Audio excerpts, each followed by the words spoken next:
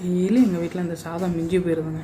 அதை வச்சு என்ன பண்ணலாம்னு யோசிக்கும்போது சரி இதை வச்சு ஒரு தோசை ரெடி பண்ணுவோம் அப்படின்னு சொல்லிட்டு ஒரு ஐடியா வந்துச்சு. இதுக்கு தேவையான பொருள் வந்து பச்சை அரிசி, தேங்காய், அப்புறம் சாதம் தாங்க. இந்த மூணையும் மிக்சியில் போட்டு நல்லா நைஸாக அரைச்சிக்கோங்க. குறன்னு அரைச்சா நல்லா இருக்காது. நல்லா நைஸாக தண்ணி விட்டு நல்லா நைஸாக அரைச்சிக்கோங்க.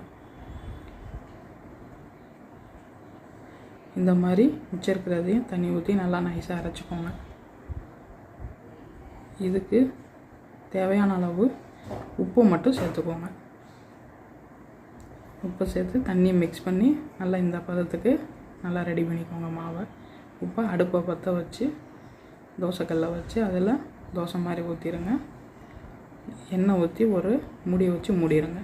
இதை அப்படியே சாப்பிடல, என்ன திருப்பி போட்டு சாப்பிடணும். அப்படியே சாப்பிட்டிங்கன்னா ஆப்பம் மாதிரி இருக்கும். இதுக்கு சைடிஷ் வந்து தேங்காய் சட்னி வச்சு சாப்பிட்டா பார்த்திங்கன்னா நல்லாயிருக்கும்.